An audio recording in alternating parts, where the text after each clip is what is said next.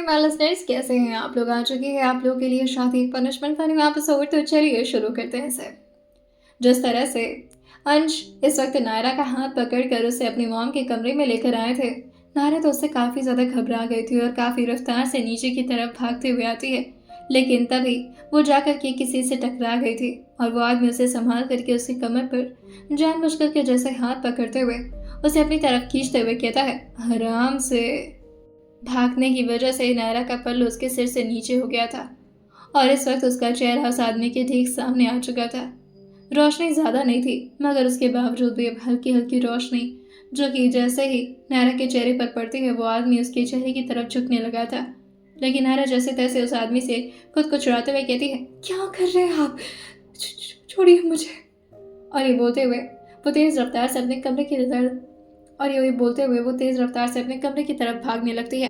वो आदमी अपने दिल पर अपना हाथ रखता है और फिर अपने हाथों को सीने पर रब करते हुए कहता है, कमाल की चीज़ है, इसके तो बोटे बोटे करने पड़ेंगे। और फिर तेज रफ्तार से सीढ़ियों पर चढ़ने लगता है। वहीं दूसरी तरफ अंश, जो अपनी माँ को आराम से लेटाते हुए कहते हैं, रात भर मेरी वजह से जागरण हो गई आपकी, अब आराम करिए। वहीं शालिनी जी मुस्कुराते हुए कहती हैं, प्रथा जागरण, क्या बात है बेटा, यहाँ की हवा तुमको भी लगना शुरू हो गई। अंश इस बात पर अपनी आंखें छोटी करते हुए कहते हैं, क्या चाहती हैं, मैं भी इन लोग की तरह बन जाऊं? कभी नहीं। और वो अपनी माँ के चेहरे की तरफ झुककर उनके फोरहेड को अपने होठों से चूमते हुए कहते हैं, अब आप आराम करिए, कुछ चाहिए तो नहीं आपको? शालिनी जी जो कहती हैं, हाँ चाहिए। अंश पूछते हैं, क्या चाहिए? शालिनी जी मुस्कुराते हुए जवाब देती हैं, बहू मिल जाए तो अच्छा होता, कम से कम मेरे साथ रहती। अंश इस बात पर खड़े होते हुए कहते हैं, मॉम आप ही ना। और एक मिनट, अगर बहू मिलेगी भी तो वो आपके साथ क्यों रहेगी? शादी में अपने लिए करूंगा या आपके लिए? शालिनी जी जो कहती हैं, क्या बात है, अभी से उसे अपने साथ रखने का मन कर रहा है। कौन है वो खुशनसीब? अंश जो कहते हैं, कोई नहीं है और ना कोई होने वाली है, अपने दिमाग से ये ख्याल निकाल दीजिए आप। और ये बोलते हुए वो कमरे से जैसे ही बाहर की तरफ निकले थे, उन्हें किसी के जूतों की टक टक की आवाज़ सुनाई दे रही थी, जैसे वो लड़खड़ाते हुए आगे की तरफ बढ़ रहा हो। पहले तो उन्हें लगता है कि उनके अपने ही ड्राइवर शराब भी कराए हैं, जिसकी वजह से वो उस आदमी को पीछे से रोकते हुए कहते हैं, रुको, कब सुधरेंगे आप मिस्टर मल्होत्रा? अंश की आवाज़ सुनते ही जैसे वो आदमी पीछे की तरफ मुड़ा था, अंश उस चेहरे को देख करके थोड़ा हैरान भी हुए थे और फिर थोड़ा रिलैक्स होते हुए कहते हैं, आप यहाँ पर? लेकिन उस आदमी के अंदर बहुत अकड़ थी और वो इनसे कहता है, क्यों, मैं यहाँ पर नहीं रह सकता? मना है क्या मुझे यहाँ रहना? मिलाते हुए कहते हैं, नहीं बिल्कुल नहीं, जाइए आप अपने कमरे में, और आपको डॉक्टर ने मना किया है इधर उधर ना घूमने के लिए, आप शराब पीकर क्यों आ रहे हैं? एक आदमी कहता है, अरे चुप, मुझसे इस तरह से बात कैसे कर सकते हो, बड़ा भाई हूँ मैं तुम्हारा और इस घर का असली वारिस भी। आज इस बात पर अपना सर हाँ मिलाते हुए कहते हैं, मेरे प्रॉपर्टी के सब वारिस बने फिर रहे हैं, जाइए आप। और ये बोलकर वो भी अपने कमरे में आ गए थे। डेली रूटीन को फॉलो करते हुए अंश एक्सरसाइज करते हुए थोड़ी देर अपने कमरे में रहते हैं और फिर नहाने के लिए वो जैसे ही बाथरूम के अंदर गए थे, वो शावर का टैप ऑन तो करते हैं, लेकिन पानी तो नीचे आ ही नहीं रहा था, क्योंकि वहाँ पर शायद पानी की कमी हो रखी थी या फिर कुछ और। अंश इस बात पर कंफ्यूज हो गए थे और वो सारे टैप को चेक करते हैं और उनके कमरे में कहीं पर भी पानी नहीं आ रहा था। इस बात को सोचते हुए वो अपना हाथ फोल्ड करते हुए खुद को मिरर में देखते हुए कहते हैं, कम ऑन मिस्टर मल्होत्रा, तो रात भर ये प्लानिंग किया आपने मुझे तंग करने के लिए? वैसे सही है, मेरा असर तो आएगा ही आपके अंदर। और वो जाकर के कमरे में अपना फ़ोन लेकर के क्रिश को कॉल लगा दिए थे, जो कि अभी खर्राटे मारकर सो रहा था। कॉल आते ही वो फ़ोन उठाकर कान पर रखते हुए कहता है, सुबह सुबह कॉल करके डिस्टर्ब मत किया करो, रात में भी तुम्हें 3 बजे तक मुझसे बात करनी होती है, सुबह 4 बजे फिर बात करनी होती है, कितनी बातें करती है यार तुम। वहीं अंश इस बात को सुनते हुए कहते हैं, क्रिश। जैसे ही क्रिश ने ये आवाज़ सुनी थी, वो थोड़ा चौंकते हुए कहता है, तुम्हारी आवाज़ सुबह सुबह मर्दानी हो जाती है क्या? देखो मेरा बच्चा, मेरा सोना, मैं बाद में बात करता हूँ, नींद आ रही है। अभी फ़ोन रखने वाला था, लेकिन तभी अंश दोबारा से कहते हैं, क्रिश, होश में तो हो तुम? जैसे ही क्रिश ने दोबारा से आवाज़ सुनी थी, वो एकदम से हड़बड़ा कर उठते हुए कहता है, oh sir, sir, good morning sir. नहीं सर, मैं होश में नहीं, मैं सो रहा था सर।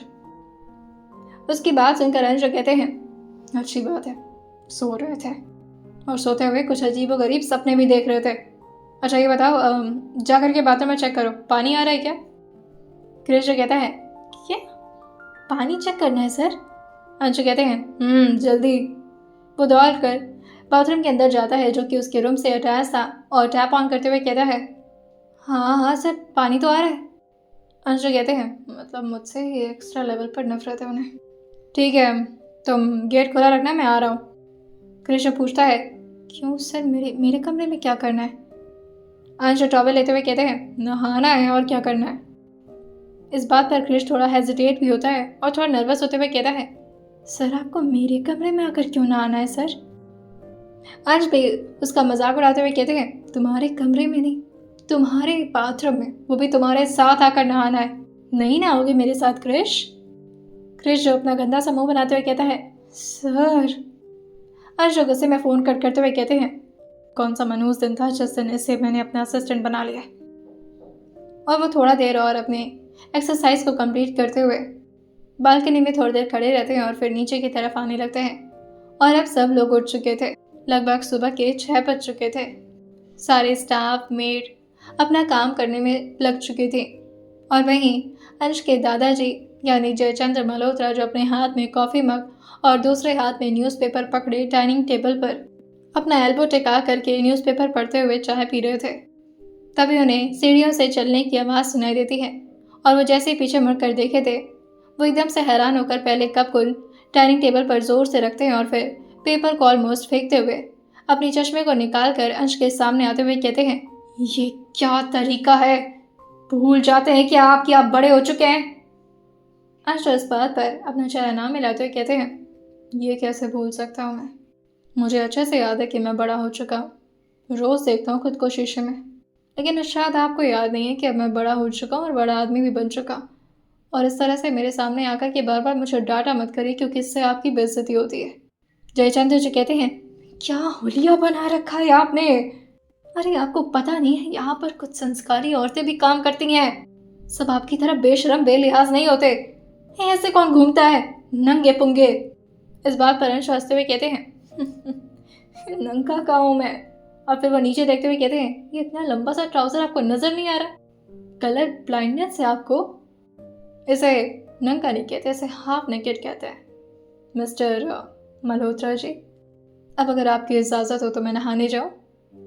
इस बात पर जयचंद्र जो बगल में बैठी सावित्री जी को देखते हुए कहते हैं, हे राम, इसका कुछ करो तुम। वही सावित्री जी अपने हाथ में माला लेकर अपनी आंखें बंद किए हुए जप किए जा रही थी। जयचंद्र की आवाज़ सुनकर वो तुरंत ही खड़े होते हुए कहती हैं, मैं क्या करूं, आप मेरा साधना में हमेशा खराब कर देते हैं, भगवान में लीन भी नहीं हो पाती हूँ मैं।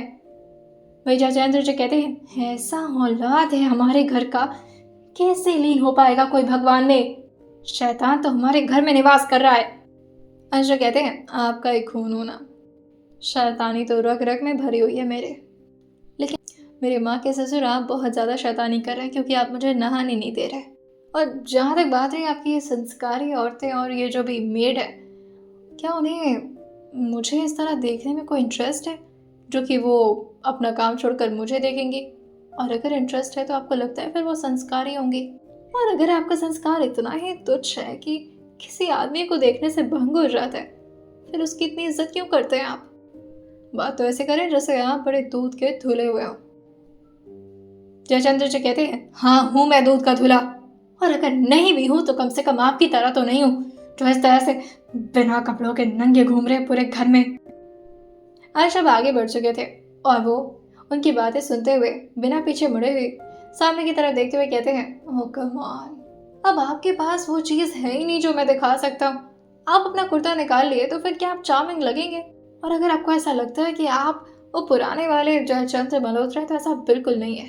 मेरे पास है सिक्स पैक के एब्स, तो मैं क्या करूँ? जो चीज़ होती है इंसान वही दिखा सकता है। और आप प्लीज़ मत निकालिएगा, कई लोगों को हार्ट अटैक हो जाएगा, ओल्ड फ्रीक।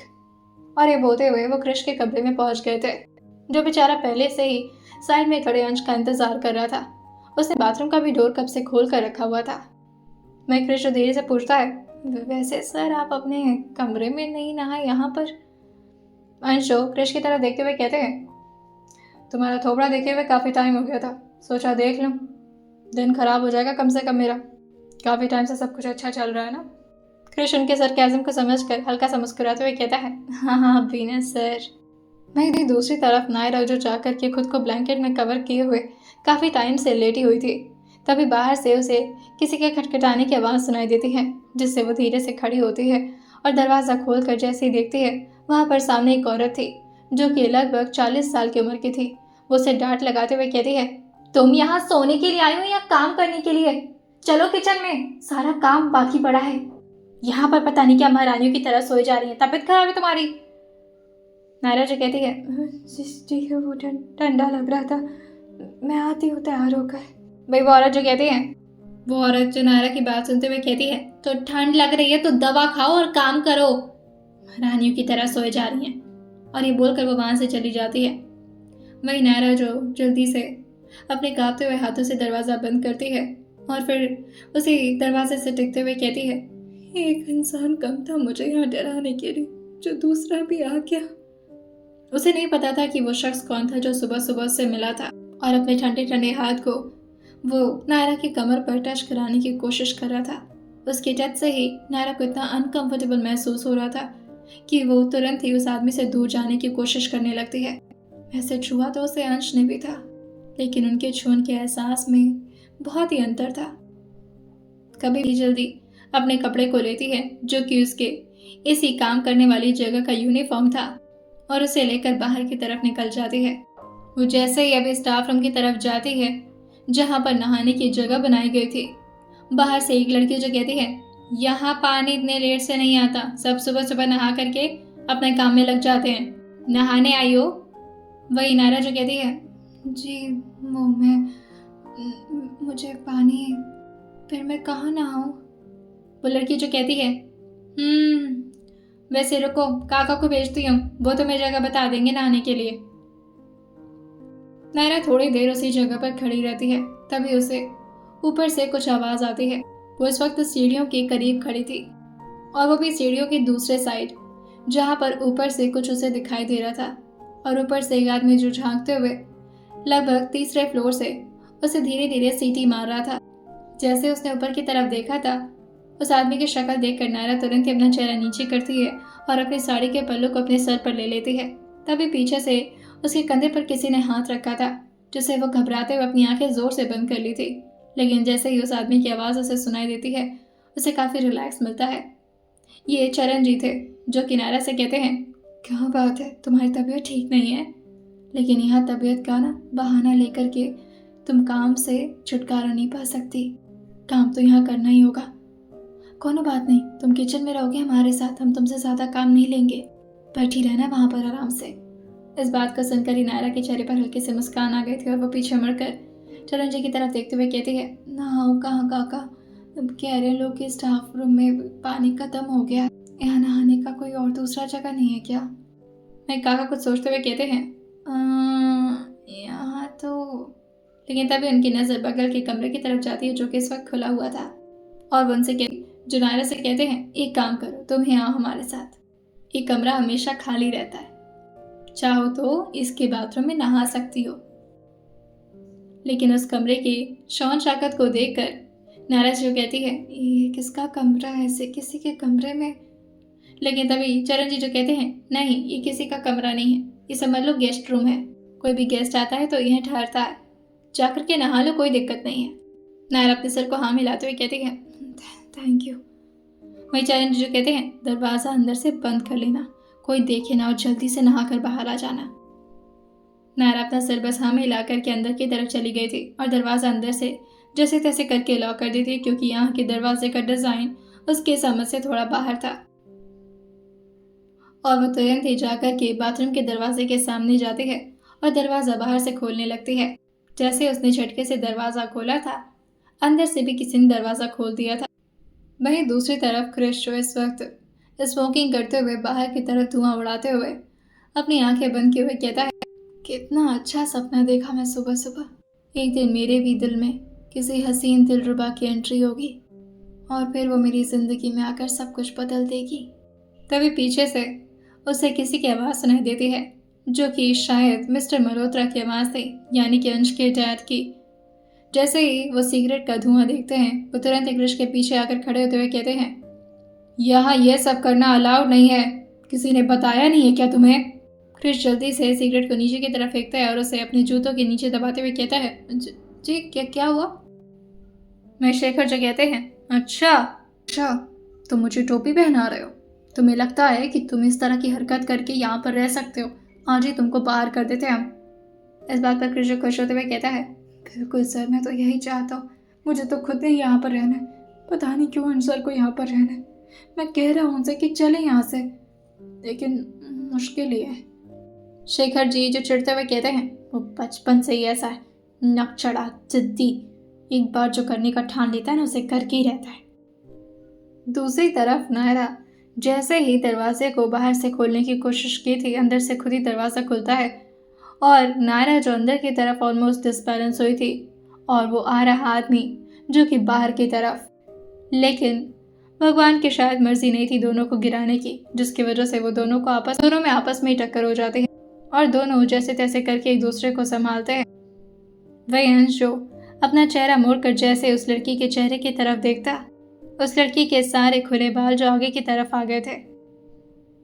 लेकिन धीरे धीरे उसकी एक आंखें जो उस आदमी को क्लियर हो रही थी। ये आदमी कोई और नहीं बल्कि अंश मल्होत्रा थे, जो कि इस वक्त क्रिश के कमरे में आए हुए थे और क्रिश गेस्ट रूम में ठहरा हुआ था। और जैसे ही नायरा की आंखें जा करके अंश की आंखों से टकराती हैं, वो तुरंत ही संभल कर खड़े होते हुए जल्दी से अपना पल्लू लेकर के अपने चेहरे को ढकने लगती है। अंश उसके चेहरे को याद करते हुए कहते हैं, कौन हो तुम? क्या हम पहले कहीं मिल चुके हैं? लेकिन जैसे उसने घूंघट किया था, अंश उसको पूरी तरह से याद करते हुए कहते हैं, तुम फिर से मिल गई मुझे। नायरा जो धीरे से अपना चेहरा नीचे किए हुए कहती है, मैं नहाने के लिए आई थी, वो पानी खत्म हो गया है तो। अंश कहते हैं, क्यों? तुम्हारी भी दुश्मनी है मिस्टर मल्होत्रा से? तुम्हारे भी नल का बंद हो गया? वही नायरा जो कहती है, नहीं मेरी किसी से कोई दुश्मनी नहीं है, बस इस वक्त पानी नहीं आता स्टाफ रूम में, सुबह सुबह ही सबको नहाना होता है, मैं लेट कर दी। अंश कहते हैं, अभी तो सिर्फ 6:30 बज रहे हैं, लेट कहाँ हुआ है?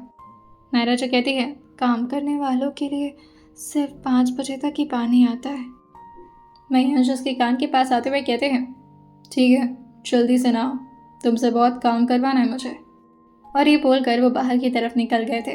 दोबारा से अंश के दादाजी जो उन्हें इस तरह नंगा पुंगा देख करके अपना चेहरा दूसरी तरफ किए हुए कहते हैं, इस लड़के को जरा भी शर्म नहीं है।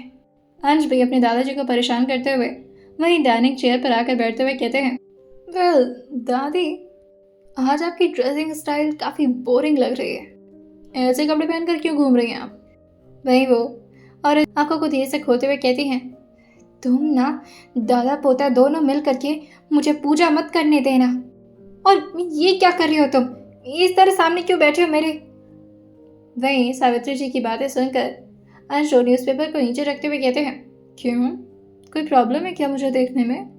आपकी भी पूजा भंग कर दी मैंने, कहीं आपका भी संस्कार तो भंग नहीं हो गया? जयचंद्र जी कहते हैं, शर्म कर लो, दादी हैं वो तुम्हारी। अंश खड़े होते हुए कहते हैं, काफी सेक्सी दादी हैं बाय द वे। और ये बोलकर वो सावित्री जी के पीछे आकर के उनका गाल खींचते हुए कहते हैं, सो स्वीट, बस ये इस तरह का कपड़ा मत पहना करिए, आपके ऊपर ना वो रॉयल साड़ी ज़्यादा अच्छी लगती है। वहीं सावित्री जी जो कहती हैं, हाँ अच्छा ठीक है, मस्का मत लगाओ, हमको पता है हम बहुत अच्छे हैं, और हाँ आज व्रत है इस वजह से कल पहनेंगे वो रॉयल वाली साड़ी। जयचंद्र जी जो कहते हैं, हाँ सही कह रही हैं आप, पहन लीजिएगा रॉयल वाली साड़ी, ताकि बैठ करके आपका पोता आपको देख करके आपकी तारीफ करे। यही सुनना चाहती हैं आप? घर में संस्कार नाम की कोई चीज़ रही नहीं गई, ये सब भंग हो गया है। अंश रोते हुए कहते हैं, ओह गॉड, क्या फैमिली है मेरी, क्रिंज मटेरियल। थोड़ी देर में वो तैयार होकर के अब अपनी मॉम के कमरे में आ गए थे। वहीं क्रिश भी ऑफिस के लिए जल्दी से रेडी हो चुका था और वो भी समझ गया था कि इस वक्त अंश कहाँ हो सकते हैं। वो पहले रूम में तो जाकर चेक करता है, लेकिन फिर शालिनी जी के रूम की तरफ आता है, जहाँ पर अंश अपनी मॉम का पैर धीरे से हिलाते हुए कहते हैं, अभी ज़्यादा दर्द हो रहा है? शालिनी जी जो कहती हैं, नहीं, तुम तैयार होकर कहीं जा रही हो क्या?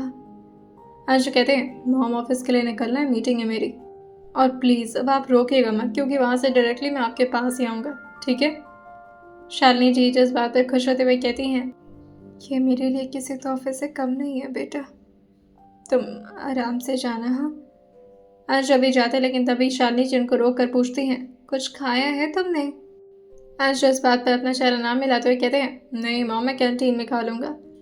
वो इस वक्त अपने फ़ोन की तरफ देख रहे थे कि तभी शालिनी जी जो अंश को रोकते हुए कहती हैं, सुनो मेरी बात सुनो, बैठो यहाँ पर। क्रिश एक काम करो, ज़रा उस लड़की को बुलाकर तो लाना, वो नाश्ता बड़ा अच्छा बनाती है। अंश जो अपनी मॉम के चेहरे की तरफ देखते हुए कहते हैं, नो वे, वो नहीं आनी चाहिए यहाँ पर, आपकी फेवरेट मेड, बहुत अजीब है वो, हमेशा कुछ ना कुछ गिराती रहती है। तभी शालिनी जी जो कहती हैं, नहीं वो बहुत प्यारी बच्ची है, तुम्हें ऐसा लगता है ना? हाँ, घूंघट की रहती है तो तुम समझ रहे हो, दिक्कत हो जाती है। क्रिश जरा बुला कर लाओ। मैं क्रिश कहता है, क्या क्या बोलना, क्या उसे नाम क्या उसका, घूंघट वाली बोलूँ?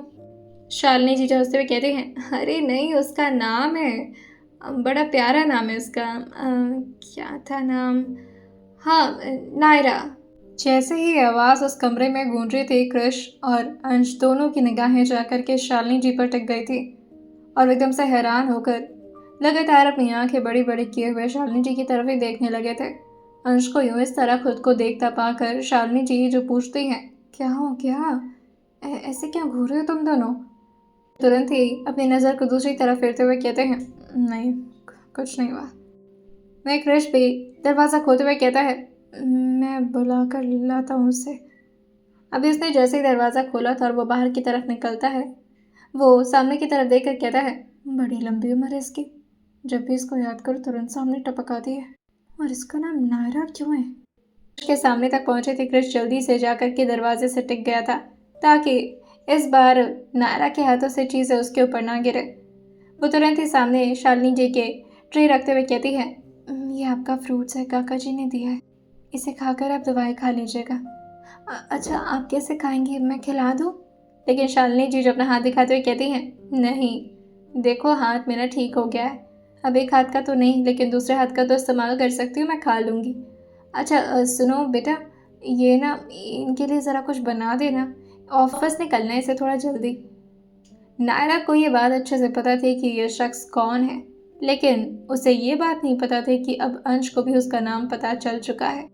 वही अंश जो उस लड़की की तरफ देखते हैं और अंदर ही अंदर गुस्सा करते हुए कहते हैं, पहले मेरे ऊपर इतने सारे सामान गिरा दिए और फिर अनफॉर्चुनेटली इसका नाम भी नायरा होता है। व्हाट अ कोइंसिडेंस, मेरी ज़िंदगी में जितनी लड़कियां आ रही है सबका नाम नायरा क्यों हो रहा है? वही नायरा अपना सिर नीचे किए हुए पूछती है, आपके लिए क्या बना दूँ? अंश जो कहते हैं, एक काम करो मेरे लिए कस्टर्ड नहीं, तुम एक काम करो मेरे लिए ऑमलेट बना दो। नायरा तुरंत ही उनका कमांड सुनकर के वहाँ से चली जाती है। मैं शालिनी जी जो फ्रूट को अपने हाथ में लेते हुए कहती हैं, कितनी प्यारी है ना, तुमने अभी इसका शक्ल नहीं देखा, इसका चेहरा बड़ा सुंदर है, लगती नहीं कि काम करने वाली, ऐसा लगता है किसी बड़े घराने की लड़की थी, लेकिन ज़िंदगी ने या किस्मत ने इसके साथ कुछ बहुत गलत किया है। वही आशा मुस्कुराते हुए अपनी जगह से खड़े होते और अपने कोट को ठीक तरीके से करते हुए कहते हैं, और अब इसकी किस्मत में और चीज़ें गलत होंगी क्योंकि अब मैं इसकी किस्मत में आ चुका हूँ, बदला लेना तो बनता है।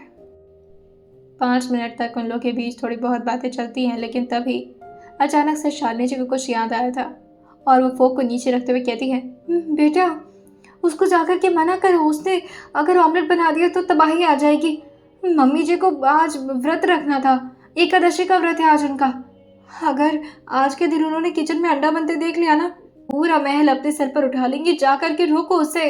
क्रिश अभी वहां से भागता, लेकिन तभी अंश उसको रोकते हुए कहते हैं, तुम मॉम के साथ रहो, मैं जाकर के रोकता हूँ। लेकिन फिर वो शालिनी जी की तरफ देखते हुए कहते हैं, I you serious mom? I mean ज़रूरी है क्या बताना? आई मीन दादी को हर बात पता थोड़ी ना चलने वाली है। शालिनी जी जो कहती हैं, उनकी नाक बहुत तेज है, सूंघ लेती हैं वो। कृष्ण कहता है, हाँ हाँ, वैसे आपके पूरे परिवार में सबका सेंस ऑर्गन बहुत तेज़ है। मैंने भी सर का देखा है, ये भी बहुत जल्दी कोई चीज़ सुन लेते हैं। वही अंश उसको चुप रहने का इशारा करते हुए बाहर की तरफ निकल गए थे। शालिनी जी जो धीरे से अपना हाथ ले जा करके कृष के कान के पास रखते हुए कहती हैं, बहुत बदमाश हो तुम।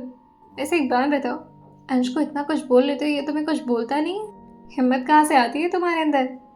कृष्ण कहता है, ये हिम्मत ना जब तक आपके साथ हो तब तक ही है। मुझे पता है यहाँ पर सर मुझे मार नहीं सकते ना। जैसे यहाँ से बाहर निकलूंगा कोशिश करूंगा शांत रहूं, लेकिन क्या करूं आंटी, मेरी आदत है, मैं बहुत ज़्यादा बोलता हूँ। शालिनी जी जो कुछ याद करते हुए कहती हैं, तुम्हारी माँ भी बिल्कुल तुम्हारी जैसी ही है, बिल्कुल अपनी माँ को पढ़े हो तुम। वैसे कब तक आएगी निर्मला? कृष्ण कहता है, पता नहीं, अभी तो उनकी तबीयत ही खराब चल रही है और उनको अपनी बेटी के साथ ज़्यादा मज़ा आता है। और वैसे भी आना भी चाहिए क्योंकि मैं तो हमेशा उनके साथ रह नहीं सकता, तो दी उनके साथ रहती है। पर हाँ, जब अंश सर की शादी होगी ना तब बुलाऊंगा उनको। इस बात पर शालिनी जी निराश होते हुए कहती हैं, इसकी तो कोई उम्मीद ही नहीं लगती है मुझे दूर दूर तक। वह कृष उस रात को याद करते हुए कहता है, वो हाथ पकड़ने वाली लड़की अगर दोबारा सर के सामने आ गई तो क्या सर को वो लड़की पसंद आ जाएगी? यूं ही इस तरह बुदबुदाता देखकर शालिनी जी उसको पूछती हैं, क्या बात है, खुद से क्या बातें कर रहे हो? कृष्ण कहता है, नहीं नहीं, मैं सोच रहा था सर अगर शादी करेंगे तो वो लड़की बेचारी, उसकी कितनी बुरी हालत होगी। नहीं, मैं शालिनी जी जो कहती हैं, नहीं, बुरी हालत सिर्फ तब तक होगी जब तक अंश उससे प्यार नहीं करेगा। जिस दिन उस लड़की से अंश को प्यार हुआ ना, फिर तो वो पूरी दुनिया को एक तरफ कर देगा।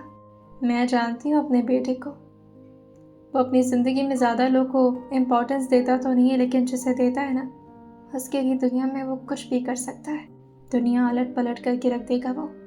दूसरी तरफ अंश जो जा करके किचन के वॉल से टिके हुए लगातार नायरा की तरफ ही देखे जा रहे थे और जानबूझ करके उन्होंने बाकी के स्टाफ को भी बाहर ही बिजी रखा था ताकि कोई भी स्टाफ नायरा को ये काम करने से रोके नहीं। वहीं जैसे ही नायरा अंडा फोड़ करके अभी उसका घोल तैयार करने के बाद जैसे उसे तावे पर गिराती है, अंश जो अपने बाल को सेट करते हुए कहते हैं, नाउ इट्स द टाइम। और वो काफ़ी स्टाइल में चलकर अपनी दादी के पास आते हैं और पीछे से उनको हक करते हुए कहते हैं, दादी जान। हेलो मिसेस, क्या हुआ, फिर से साधना करने लगी आप? वह उनकी दादी उनका हाथ अपने गर्दन से हटाते हुए कहती है, गला दबा दोगे क्या, मारा हटो। क्या करते हो, मजबूत हाथ ला करके बूढ़े पर टिका दिया तुमने। वही इस बात पर अंश डाइनिंग टेबल के कोने पर बैठते हुए कहते हैं, आपको कुछ महक नहीं आ रही क्या दादी? आई मीन, क्या आपका स्मेल सेंस थोड़ा कमज़ोर पड़ गया है? इस बात पर वो अपनी नाक को सिकोड़ते हुए कहती हैं, क्या महक, कुछ महक रहा है क्या? कहीं गंदगी महक रही है? मैं कितनी बार बोली हूँ शिल्पा को अच्छे से, शिल्पा सफाई नहीं की तुमने दोबारा से, नाक कमज़ोर नहीं हुई है मेरी। भैया कहते हैं, दादी क्या कर रही हैं? अरे किचन से कुछ महक नहीं आ रही है क्या आपको? पता नहीं क्यों मेरा सिक्स सेंस कह रहा है कि कुछ अंडे जैसा बन रहा है किचन में, कुछ तो झोल है, आपको जाकर चेक करना चाहिए। वैसे अंडे का नाम सुनते ही सावित्री जी खड़े होते हुए कहती हैं, आज के दिन ये शब्द ही मेरे मुंह से निकल जाए ना तो मेरा पूरा दिन खराब हो जाएगा, पूरा व्रत तहस नहस हो जाएगा। और तुम मेरे सामने बैठकर किस तरह की बातें कर रहे हो? कौन सा बेवकूफ नौकर होगा जो आज के दिन अंडे बनाएगा? सबको पता है आज मेरा एकादशी का व्रत है। वही अंशु कहते हैं, पता नहीं, हो सकता हो कोई हो जो आपसे ना डरता हो और उसे अंडा खाने का मन कर रहा हो और वो जा करके बना रहा हो, आप जा करके चेक कर लो। सावित्री जी जो काफ़ी रफ्तार से अपने हाथ में माला को लपेटती हैं और फिर जल्दी जल्दी किचन की तरफ जाने लगती हैं। वहीं वो छोटी सी अपनी दादी के कदम को देखते हुए कहते हैं, वाह, तहलका तुम्हारे करीब आ रहा है मिस नायरा, या फिर शायद मिसेस नायरा। कल बहुत तंग किया तुमने मुझे, अब आज मेरी बारी। और फिर वो काउंट डाउन करते हुए कहते हैं, 3, 2, 1, बूम। और जैसे उन्होंने यहाँ से बूम बोला था, दूसरी तरफ से सावित्री जी की तेज आवाज़ जो नायरा को काफ़ी ज़्यादा डरा दी थी, और वो आवाज़ पूरे किचन में नहीं बल्कि ऐसा लग रहा था जैसे पूरे पैलेस में गूंज गई हो। ये क्या कर रही हो तुम? हे भगवान, मेरा किचन का सत्यानाश कर दिया। किसने कहा था तुम्हें अंडा बनाने के लिए? मैंने अंडा भी बोल दिया, मेरा व्रत खंडित हो गया। अरे चरण, कहाँ हो तुम? ये क्या लड़की लेकर आए हो तुम, कहाँ, इधर आओ पहले। वो भागते हुए अपने अंगूठे को पकड़ कर कहते हैं, क्या क्या हुआ साहिबा, कोई दिक्कत हो गई क्या? वही सावित्री जी जो कहती है, अंदर जाकर देखो, तहस नहस कर दिया है। ये कौन सी लड़की को पकड़ कर लेकर आए हो तुम? नायरा जो घबराए हुए पीछे की तरफ स्लैब से जाकर टिकी हुई थी और वो इतना ज़्यादा डर रही थी कि वो अपने चेहरे को नीचे किए हुए थी। तभी सावित्री जी जो उसका चेहरा अपने सामने ले आकर उसका घूंघट पीछे की तरफ धकेलते हुए कहती है, तुम लड़की क्या समझती हो खुद को? तुम्हें अंडा खाने का? मैं तो बोलना भी नहीं चाहती। चरण, इस लड़की की शक्ल मैं तब तक देखना नहीं चाहूंगी जब तक ये पूरा किचन मेरा साफ नहीं कर देती है, और पूरा रसोई घर तुम अकेले साफ करोगी। ये दंड है तुम्हारे लिए। मेरे घर में इतना बड़ा अशुभ काम कर दिया सुबह सुबह। और ये बोलकर वो जल्दी जल्दी किचन से बाहर आ जाते हैं। वहीं वो जैसे कमरे की तरफ जा रहे थे, अंश उनको रोकते हुए कहते हैं, क्या हुआ, आप कहाँ जा रही हैं? सावित्री जी कहती है, अच्छा हुआ बेटा तुमने मुझे इत्तला कर दिया, ये लड़की मेरे जीवन का सारा तपस्या भंग करवा देती। अंश कहते हैं, या exactly that's why I just told you दादी। कितना अच्छा होना मैं। सावित्री जी जो अपना चेहरा हाँ में हिलाकर के हल्का सा मुस्कुराते हैं, फिर जल्दी जल्दी अपने कमरे में भागते हुए कहती हैं, मुझे नहाना पड़ेगा, वो भी गंगा जल से। अंश हंसते हुए कहते हैं, ऐसे क्रिंज फैमिली का मजा तो अपना ही है। और फिर वो किचन के पास धीरे धीरे अपने शूज की टक टक करते हुए पहुंचते हैं, जिससे नायरा दोबारा से अपने सर पर पल्लू ले ली थी। वहीं चरण सिंह भी उसको डांटते हुए कहते हैं, किसने कहा था तुम्हें ये बनाने के लिए? कम से कम हमसे एक बार बोल तो देती। तुम अभी नई नई आए हो यहाँ पर, यहाँ की परंपरा, यहाँ के रस्म रिवाज तुम्हें कुछ नहीं पता बेटा। अंश पीछे से चरण सिंह के कंधे को हल्का सा अपने हाथ से टैप करते हुए कहते हैं, एक्सक्यूज मी, क्यों इतना डांट रहे हैं बेचारी को? वैसे किसने कहा था तुम्हें ऑमलेट बनाने के लिए? इस बात को सुनकर नायरा जो अपने दांत को कस के पीसते हुए कहती है, जिसने कहा था वो तो मजे ले रहा है मेरे। वही अंश कहते हैं, आप जाइए काका, जाकर के बाहर का काम देखिए, और हाँ ज़रा जाकर के नहा कर आएंगे तो उनका बीपी भी चेक करवा दीजिएगा। इस लड़की की वजह से बेचारी की तबीयत ना खराब हो जाए। वहीं चरण सिंह जो थोड़ा हैरान हो रहे थे, क्योंकि आज तक कभी अंश अपनी दादी का इतना ख्याल तो नहीं किए थे। न जाने आज क्या हो गया था, अंश को अपनी दादी पर इतना प्यार आ रहा था, लेकिन अब अंश का ऑर्डर था जिस वजह से वो तुरंत ही किचन से बाहर निकल गए थे। अंश जो स्लैब पर आकर के धीरे से अपना हाथ टिकाते हैं और फिर स्लैब पर ही बैठते हुए कहते हैं, क्या हुआ, अब ऐसे स्टैचू की तरह खड़ी रहोगी या फिर काम भी करना शुरू करोगी? वैसे ऑमलेट की खुशबू तो काफ़ी अच्छी आ रही है, काम करो मेरे प्लेट में सर्व कर देना। कर दोगी ना? और ये बोलते हुए वो स्लैब से उतर कर उसके ठीक चेहरे के सामने आ गए थे और फिर उसके कान के पास आते हुए कहते हैं, कल बहुत मस्ती की है तुमने मेरे साथ, अब थोड़ी मस्ती मेरी तरफ से भी बर्दाश्त करो। और फिर वो उसके कान के बहुत करीब आते हुए कहते हैं, मेरा ऑमलेट जल रहा है, serve it on my plate. उसके बाद से मुझे ऑफिस के लिए भी निकलना है, और हाँ तुम आराम से किचन साफ कर देना। आई नो थोड़ा ज़्यादा बड़ा है, बट कोई बात नहीं, 2-3 घंटे में तो हो ही जाएगा। वहीं नायरा जल्दी से जाकर के गैस ऑफ करती है और उनके प्लेट में ये ऑमलेट सर्व करते हुए उनके हाथ में थमाते हुए कहती है, लीजिए। उसकी आवाज़ के ठहराव से ही पता चल रहा था कि इस वक्त वो कितना ज़्यादा नाराज़ है। आशा कहते हैं, मैं हाथ से नहीं खाता, I am kind of too hygienic, so I will try to. बात पर नायरा जो कहती है, तो पैर से खाते हैं आप? अंश उसके गुस्से को भांपते हुए कहते हैं, ओह, वैसे इस घर के मालिक से ज़बान लड़ाने की काफ़ी बड़ी कीमत चुकानी पड़ जाएगी तुमको। फूक दो मुझे। नायरा जो फूक अपने हाथ में लेती है और उसे अंश के हाथ में थमाते हुए कहती है, अब जाइए, मुझे काम करना है। वही अंश स्लैब पर बैठते हुए कहते हैं, मैं तो कहीं नहीं जा रहा, तुम्हें काम करते हुए देखने में मज़ा आएगा मुझे, जस्ट डू इट। और हाँ, इस पर्दे को भी कायम रखना, कहीं ऐसा ना काम करने के चक्कर में आपके सिर से आपका पल्लू हट जाए और आपका चेहरा मुझे दिख जाए। मैं इस बात पर नायरा से थोड़ी घबराते हुए पूछती है, क्यों? मैं कुछ। आज उसकी बात को कंप्लीट करते हुए कहते हैं, कुछ समझी नहीं ना? नहीं, वैसे समझ तो मैं भी नहीं पा रहा हूँ, तुम्हारे चेहरे में ऐसा क्या हीरा या फिर कोई ऐसा प्रेशियस जेम छुपा हुआ है जो उसे इतना छुपाने की कोशिश करते हो? क्या कोई मर्डरर हो या कोई ऐसा कांड करके आई हो जिससे चेहरा दिखाने में शर्म आ रही है? क्योंकि अभी अभी मुझे पता चला है कि तुम एक लड़की हो, शादीशुदा भी नहीं हो तो ऑब्वियसली ऐसा तो कोई फालतू सा रस्म निभाने का तुम्हें कोई शौक नहीं होगा। तो फिर ये पर्दा आखिर क्यों? और फिर से वो स्लैब से उतरकर उसके कान के पास आते हुए कहते हैं, कब तक रखने वाली है घूंघट? मुखड़े से वाकिफ कराओ अपने। उनकी आवाज़ में जो और सिडक्शन नायरा को महसूस होती है वो बिल्कुल उसी तरह की थी, उस रात की तरह। और वो सब कुछ सोच करके श्री की तो पूरी शरीर एक पल के लिए कांप सी गई थी। वो तुरंत ही हल्का सा पीछे होते हुए कहती है, आप जाइए, मुझे काम करना है। अंश भाई अपने प्लेट पर फोक बजाते हुए कहते हैं, ओके करो करो, आई डोंट केयर। और ये बोलते हुए वो काफ़ी खुशी खुशी किचन के बाहर निकल गए थे।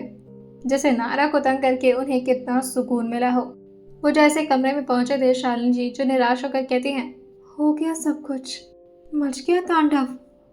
अंशु प्लेट को शालिनी जी के सामने लाते हुए कहते हैं, व्हाटएवर, बट ऑमलेट अच्छा बनाया उसने। वही शालिनी जी तो कहती हैं, बदमाश हो तुम भी, ये नहीं उसे रोक दे जा करके।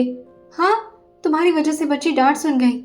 वहीं अंशु कहते हैं, सिर्फ डांट नहीं सुनी है, बढ़िया पनिशमेंट मिला उसे, पूरा किचन साफ करना है, वो भी कोना कोना।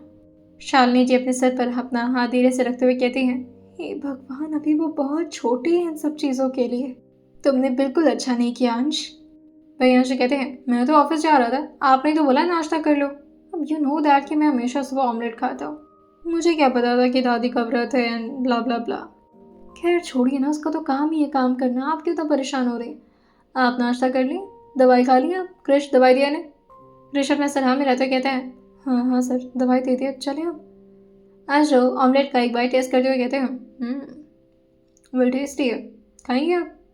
शालिनी जी अपना चला पीछे करते हुए कहते हैं, हटाओ इसे हमसे दूर, इसकी महक बर्दाश्त नहीं होती हमें।